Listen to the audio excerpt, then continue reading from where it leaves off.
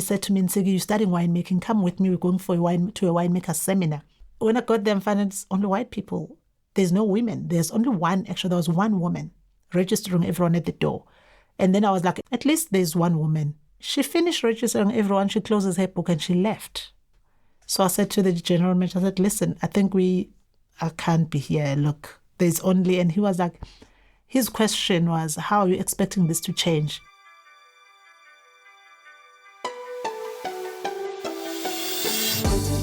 Hello and welcome to the Change Exchange, where we talk about the change moments in life, how we make it happen, and how we deal with it when life makes it happen. In this podcast series, Change in One Generation, we meet people in our country who are now stepping into leading roles while coming from homes where their parents did not have the opportunity to fulfill their potential through study or otherwise. In one generation, they are changing their own and often their family's environment completely. It is to be celebrated, but it often comes at a cost, which may not be as obvious.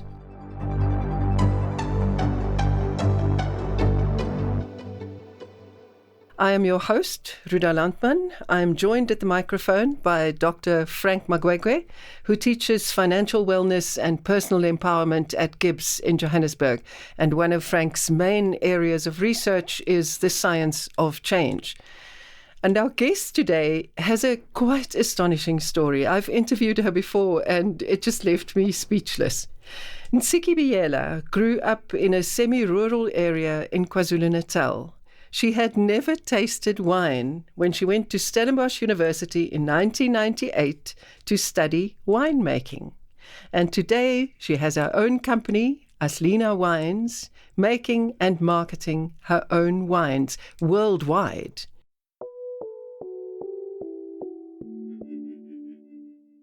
Welcome, Ntsiki. So good to talk to you again. Thank you for having me, and good afternoon, Dr. Frank. Good afternoon. Excited to have you. What a story we have lined up for our listeners.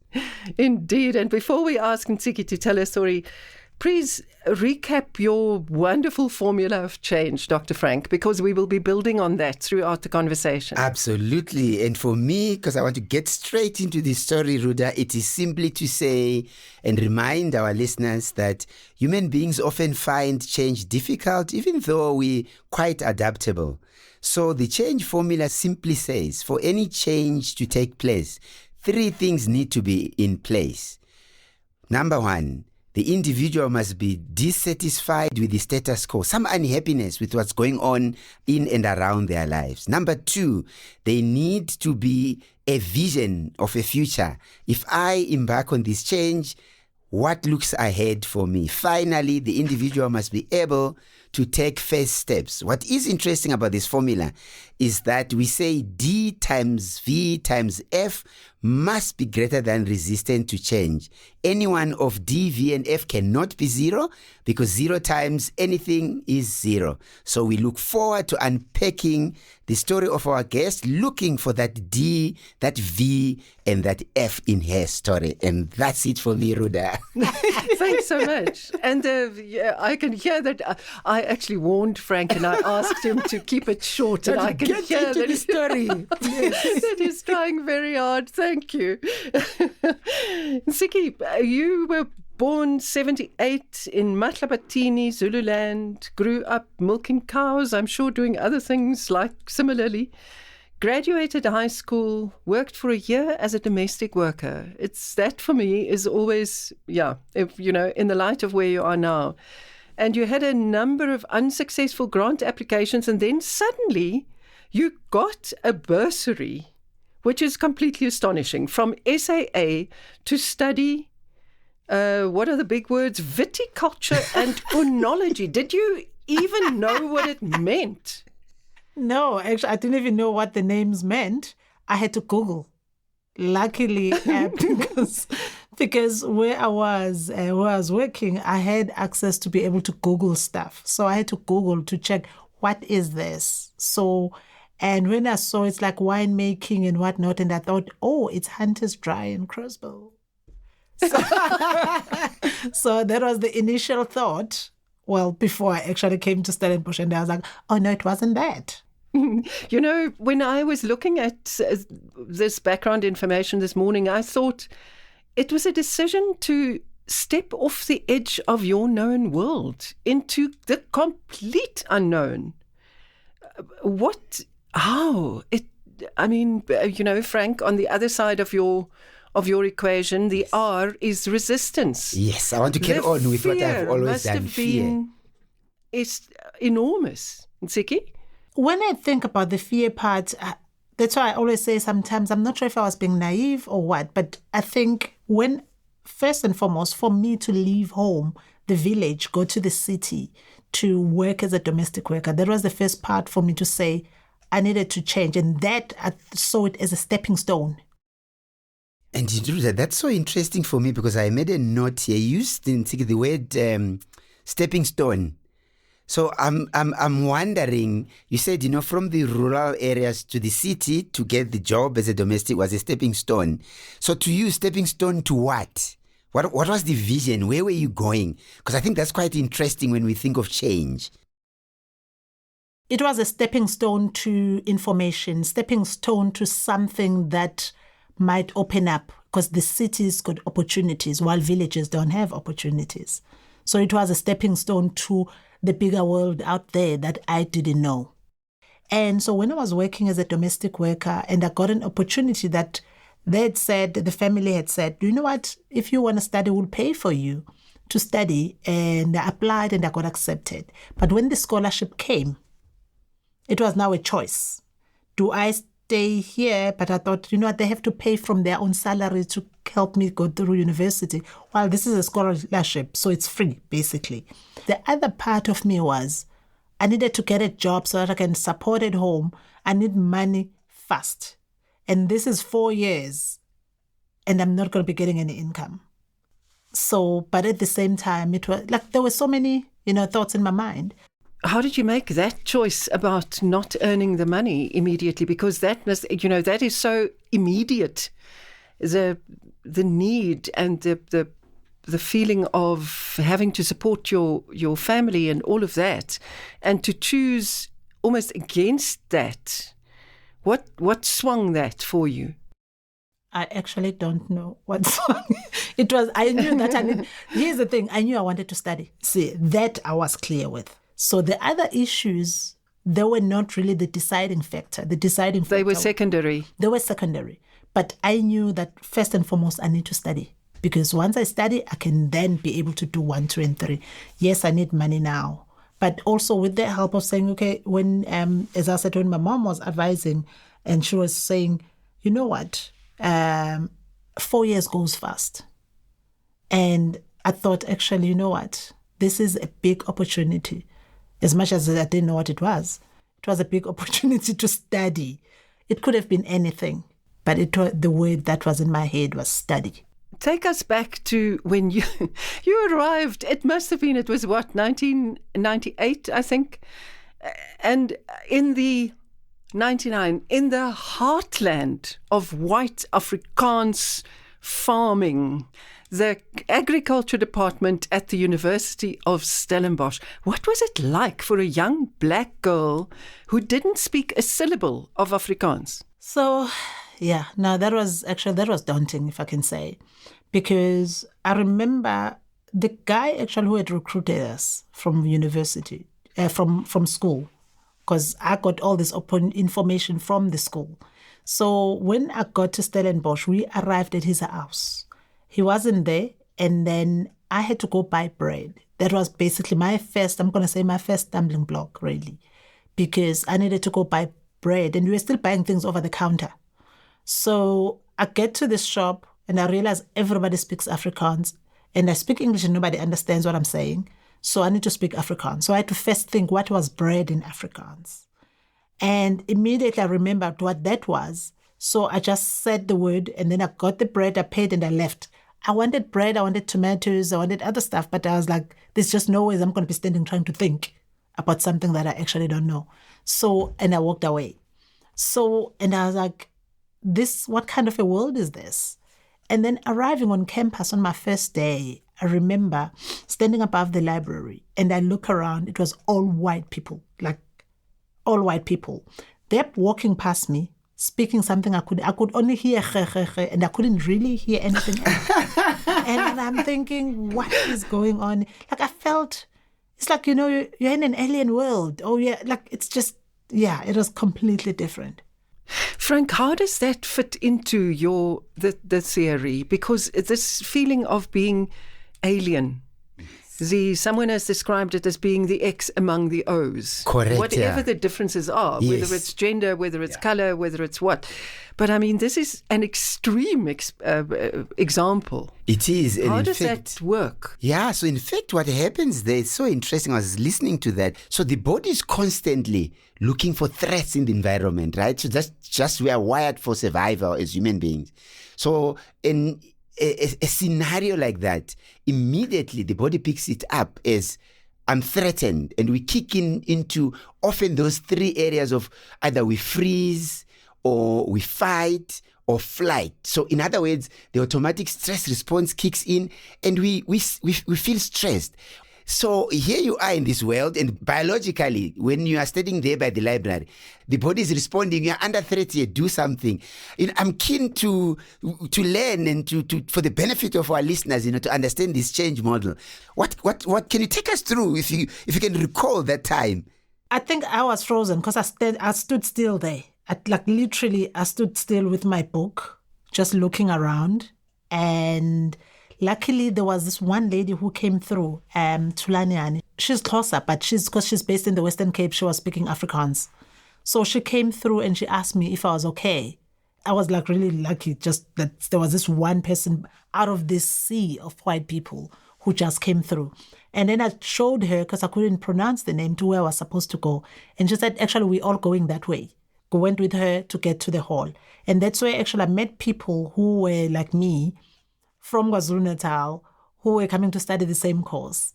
And we sat together, and then the lecturer started talking. And he went on in Afrikaans. He cracked jokes. You see when everybody laughs that, it was a joke. And we only saw when everybody stood up that it was done.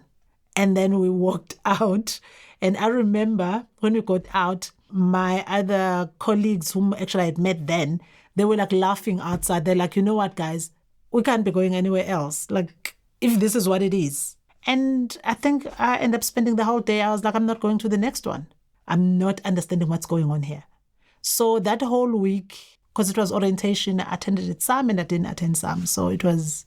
Frank, but that also means that you cannot learn. Yes. Because your brain closes down. Absolutely. When we are anxious, when we have high levels of stress, again, because the body is trying to protect us, to survive our instinct, we don't have the capacity, for the cognition, the thinking required to learn.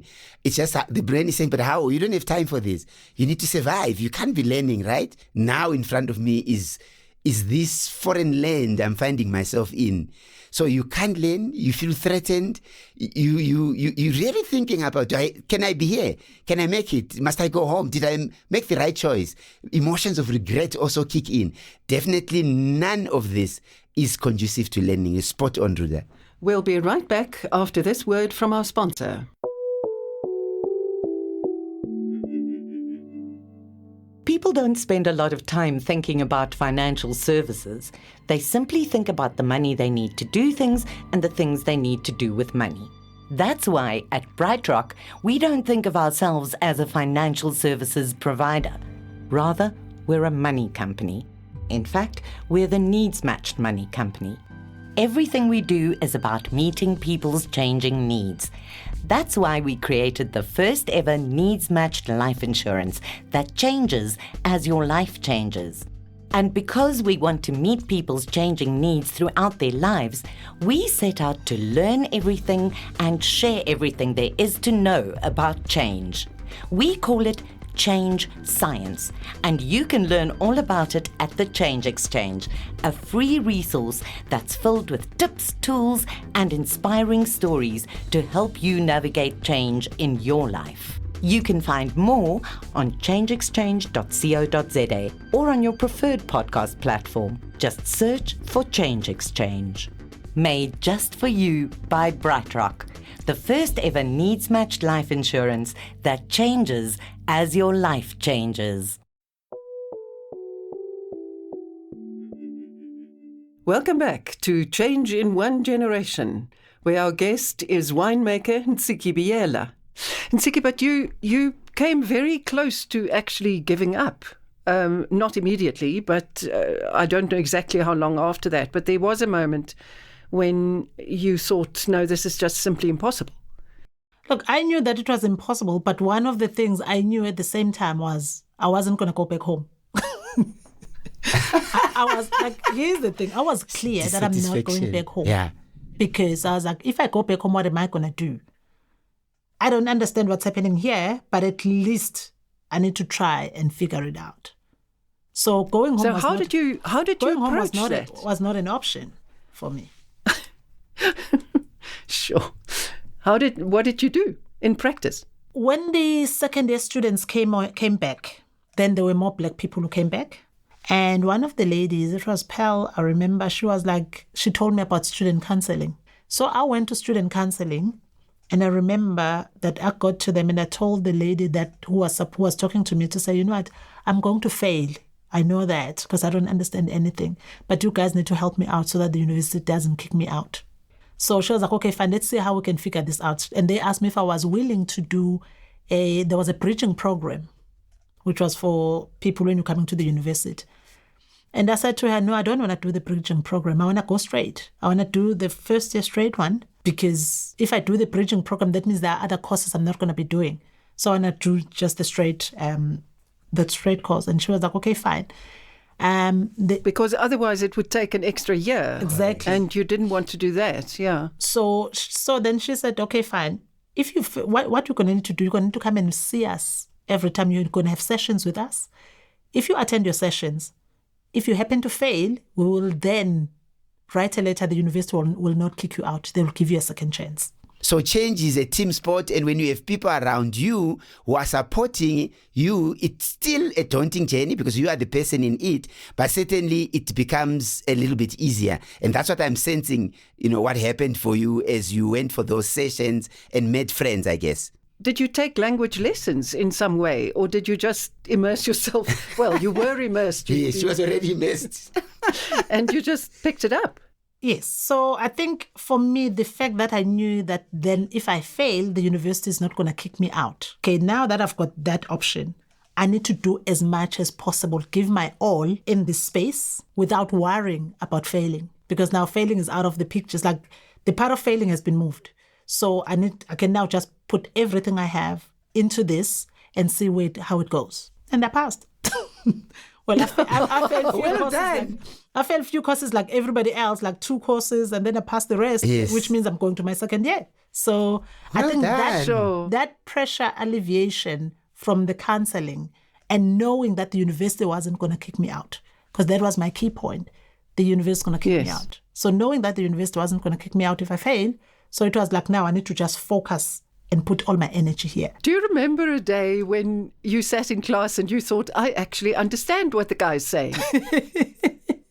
I think it was in my second year, second or third year, where I understood this is what was happening. So we'll have an English book, but the lecturer is lecturing in Afrikaans. And the students are having Afrikaans notes. It's like this small, thin book, and you've got this thick book that you need to find out where they are.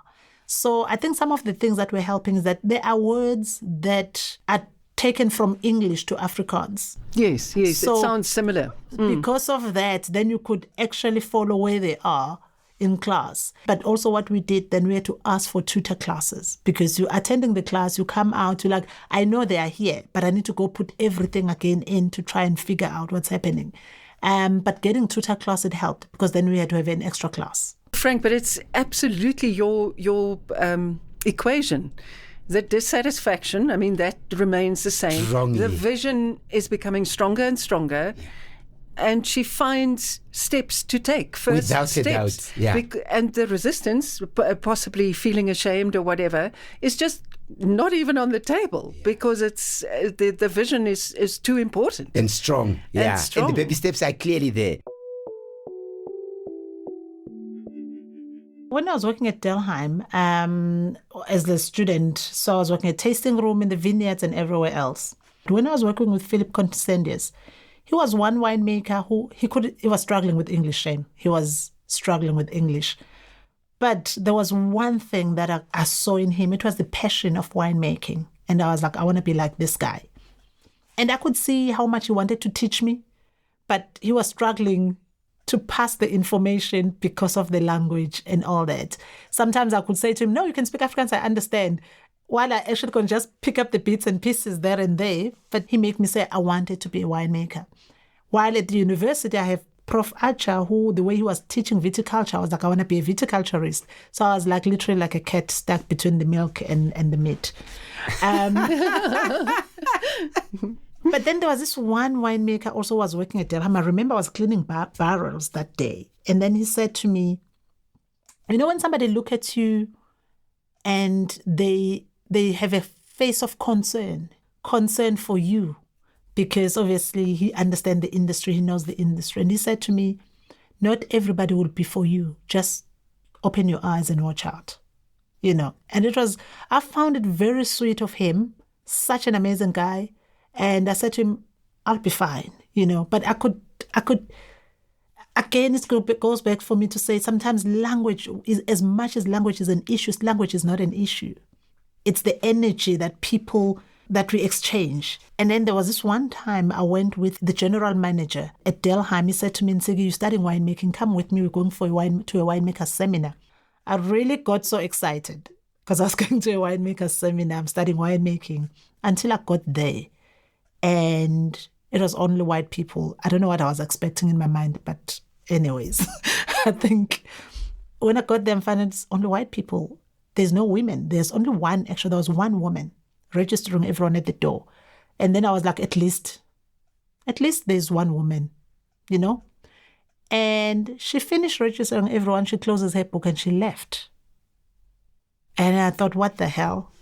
So I said to the general manager, I said, listen, I think I can't be here. Look, there's only, and he was like, his question was, how are you expecting this to change if you don't want to get in here? And I was like, I'm not the one who's going to make it change.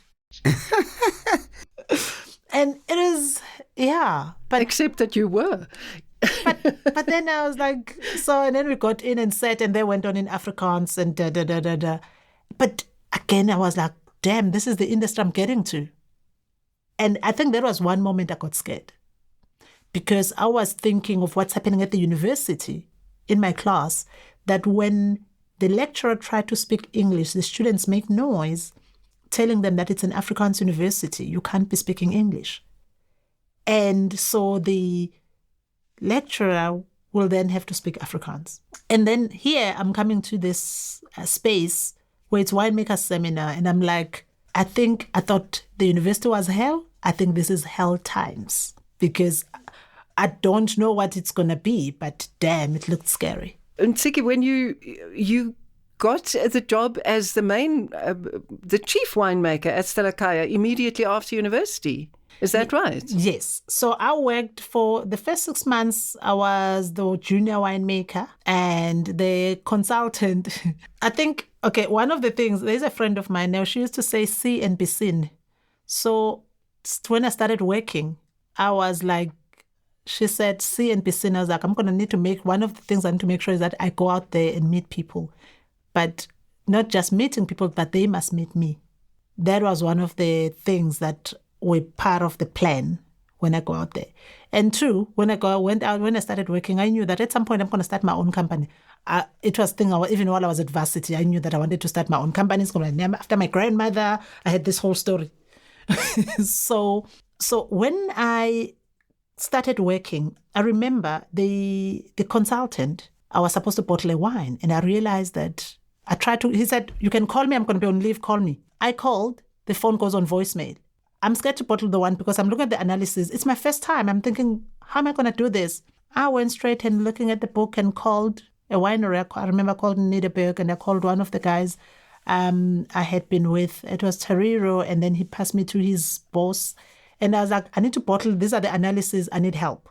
You know, and with getting that response and getting that help for me, it said, oh, the industry is not as bad as I had in my mind. Because now I realize that I can approach people I don't know, talk to them, ask for help, and get help. And Ruda, can you see the vulnerability? Asking for help. It's really amazing how you didn't sit back and, let fear or pride or something get in the way of asking for help.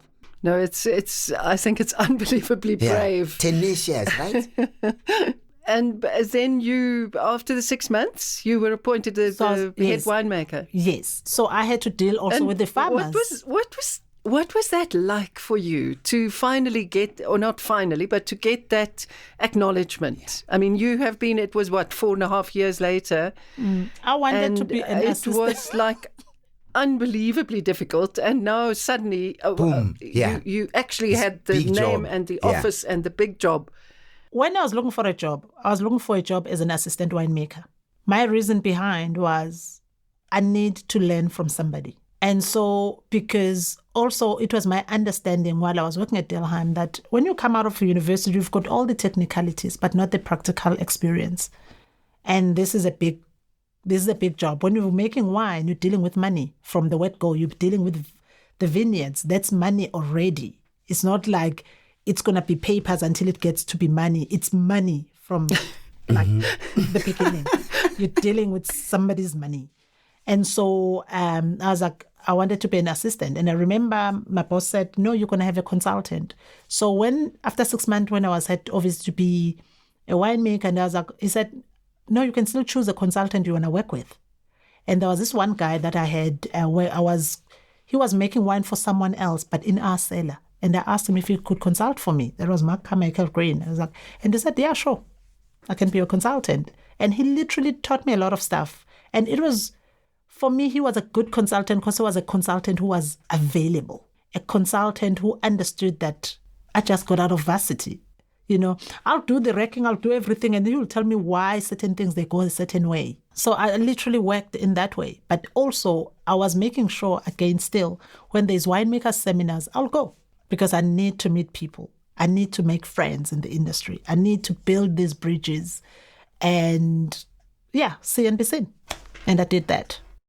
Wow, that's so interesting. And I think I just want to also comment, I made a note here that over time, your vision became clearer because you said you already knew at some point, I want to start my own business and my own brand of wines and to be named after, my granny. It's just so interesting how with time, you were confident, that idea of self-efficacy that I spoke about earlier, you now have this confidence that I can meet obstacles, but I overcome them. And in time, is there a point when kind of that clarity came to you to say one day out on my own with a brand named after my gogo? So, when I was at varsity, I knew I was going to start my own company. I didn't know what company was it going to be. But it was clear whatever company it was going to be named after my grandmother. Ntsiki, I want to ask that the next chapter, you were invited by the US government on a visit, and you met other African women entrepreneurs from Kenya, Zimbabwe, Nigeria, Gambia, Malawi, and hearing their stories, as I understand it, made you decide that it was actually possible, that in South Africa, it could be easier than it was for them. How important is that bigger picture, that you're not so immersed in your own reality, but that you can step back and you can see how other people are experiencing it and dealing with it? No, that is very important, actually. So when I went to the States, I had already started the company, but it was still in the sort of a side thing. Side hustle. Side hustle. Because I had spoken with my boss and he was like, no, every winemaker make their own wine, so you can do it as long as it doesn't distract you from, your core job. And I was doing those things like after hours, and I'll do any paperwork that need to be done. And I think for me, because I knew that I wanted to start the company, it was important that every time after work, I'll draw up a map, what I want for my business, how I want my business to be when I was clear what it was. So when I went to the States then, I met these women and they were talking about, I think what struck me the most was the one where they said, they're not allowed to open bank accounts. You cannot have a company because you are a woman. And I was like, what stops me? And there was this one lady who spoke and said, she was American though, she was a speaker, and she said, as long as you know your reason behind why do you want to start your company. And then I had to go back to that question, why did I want to start a company? And then I remembered that. And immediately when I remembered that, I was like, damn, Ntsiki, you're being selfish. Because I was thinking about my salary. And then I came, I think, again, and then these ladies that were at the program with me, some of them, then we had this, what do you call it? They called me to have a drink together, but it was literally I can't remember the word. Networking? No, Networking? It was an intervention. Wow. Oh. It was an intervention. Tell us more. Because they were asking me why. It was more like, you have started your business, you're using your business as a side hustle. Why aren't you doing your business? But they didn't. It was a coaching session. Yeah. But they didn't ask it like that. They said, Ntsiki, you are on drugs. And then I panicked and I said, guys, I'm not on drugs. And they're like, no, but you are on drugs. And they were like straight face and they were not beating upon the bushes. And I'm like, guys, if wine is a drug, then yes, I am. But still, I'm not even drinking much. And they're like, they said, can you see the fear that you just had when we were saying you're on drugs? They're like, because you're getting your salary, you're not focusing on your business. So your salary was your drug. And so it was, that played a big role really to kick me and push me. So there were so many things that made me actually to finally say, Ntsiki, jump now.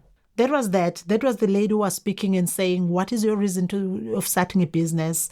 And it was these women realizing their struggles and then coming back to the space of my work and realizing that actually it was starting to be uncomfortable. And then I resigned. Literally, I came back in September. I resigned in November. And that was it. And how did you handle losing the drug, losing the salary? Phew, that was, I think, I remember when, because Did you have a little something in a sock? I only had 40,000 rand. I only had 40,000 rand. I had about 4,000 bottles, I think, 4,500 bottles of wine, plus the 40,000 rand. And This is the wine from your side gig, Ntsiki. The Yes. 4,500 bottles. Okay. Yes. But that's not enough really to make somebody have food. Sure. So I remember, instead of writing a resignation email, I wrote an email to my boss and requested a meeting. Because I'm a winemaker, it's November and I know the harvest is coming up. Okay, I know that as much as you're given a month to resign, I was like, it's just not going to be fair. So I said to him, I'm planning my exit. After harvest, I'm going to be leaving. So we need to start now to look for my replacement so that when I leave. And so he was like, okay, what are you going to be doing? So I explained to him. And he asked me if I was open to consult. And I said, yeah. So I was going to be consulting. So I was like, okay, at least I'm going to have money to pay my rent. And then the owner of the High Road Winery, when I told him that I've resigned and I'm starting my own company, and he said to me, what do you need? So it's again now going back to the people that I've built relationships with in the industry. He's like, what do you need? I was like, because that question caught me off guard, really. So I was like, I don't know yet. I've got wine that I need to label and go sell. That's what I know right now. And he said, okay, fine, office space. You can come and sit here and work in this space for the office space. And he was like, how much money do you need? And he went straight to the point. Wow. And I was like, okay. And then I got really bad. And he's like, no, you'll pay when you can. You're part of the family. And I was like, oh, my word. So I was like, 100,000. And they said, okay, fine, done. And so for me, those were, again, building those relationships.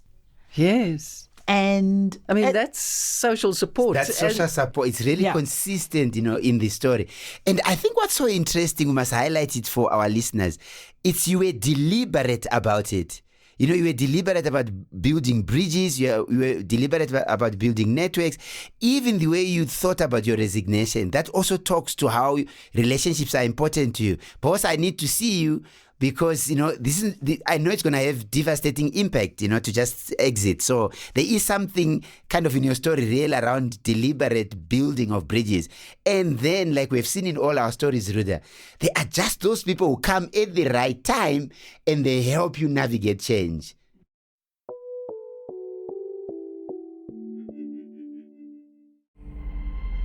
We created the Change Exchange because at BrightRock, we love change. And we wanted to know and share everything there is to know about change and how it impacts our lives. We call it Change Science. Change Science shows that everyone can get better at navigating change and that in all moments of change, there's always opportunity. To learn more about Change Science, visit the Change Exchange, our free resource that's filled with tips, tools, and inspiring stories to help you navigate change in your life. Just like the stories in this podcast.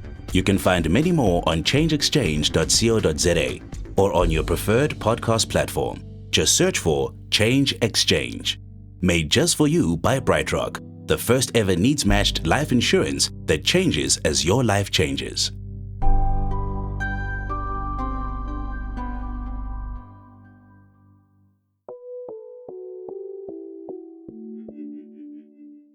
Welcome back to Change in One Generation, where our guest is winemaker Ntsiki Biyela. But what strikes me also, the university, the white winemakers, the older white generation, the system. This system, it would have been so easy to cast them as the enemy and to go into fight mode. Yeah.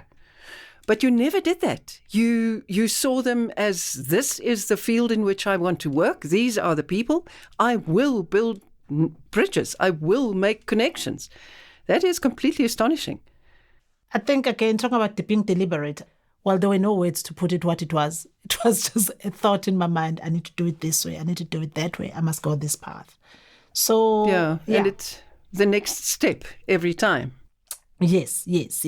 So I did that, and when I needed to buy bottles, I remember I went to the company that sells bottles that I had been buying bottles from.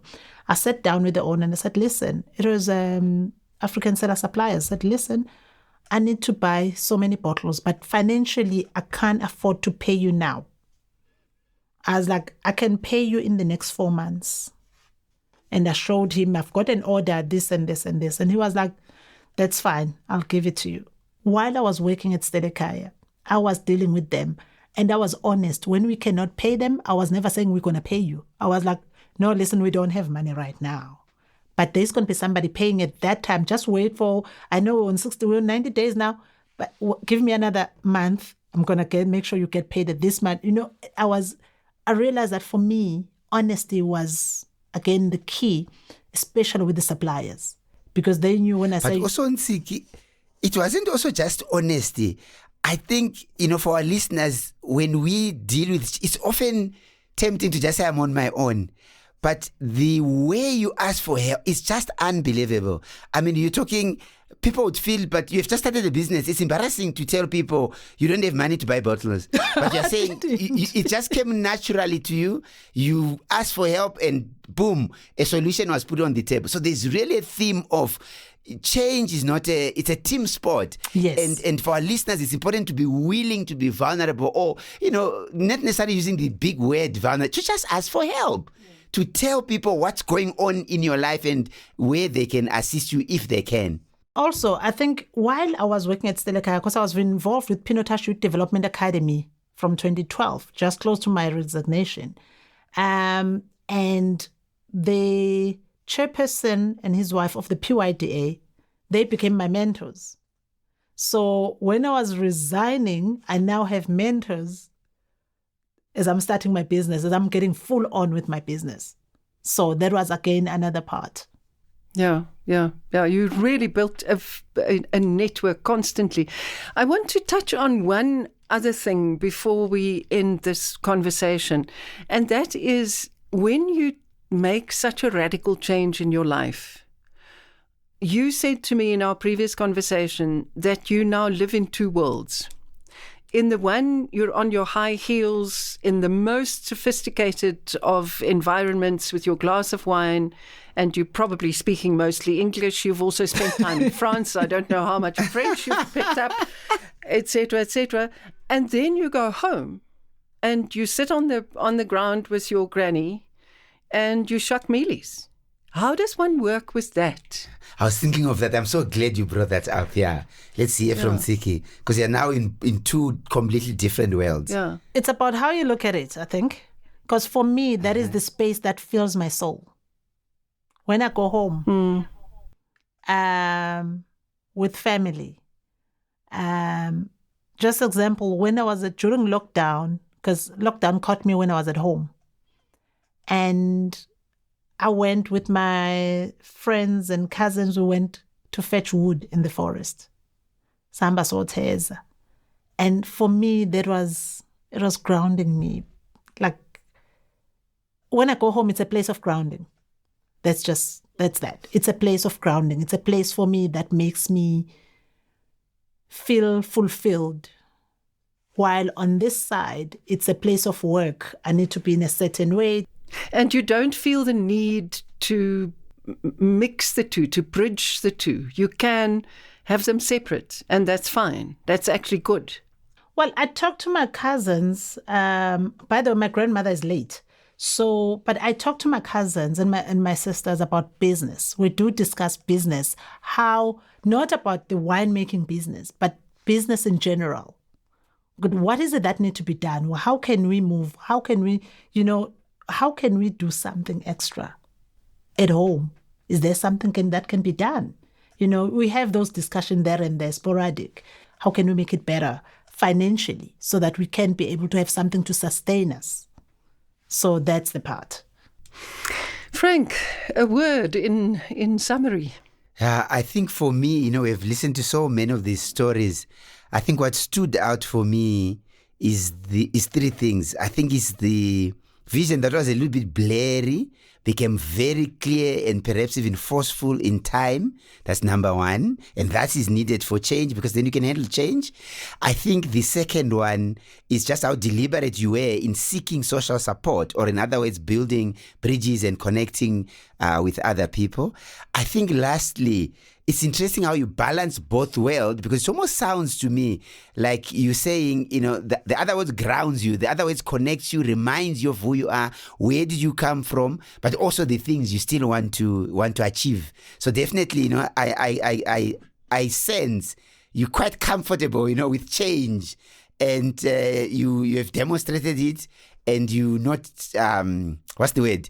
You're not concerned in terms of whatever the future holds. I think you have a strong vision that you hold on to that helps you navigate change better.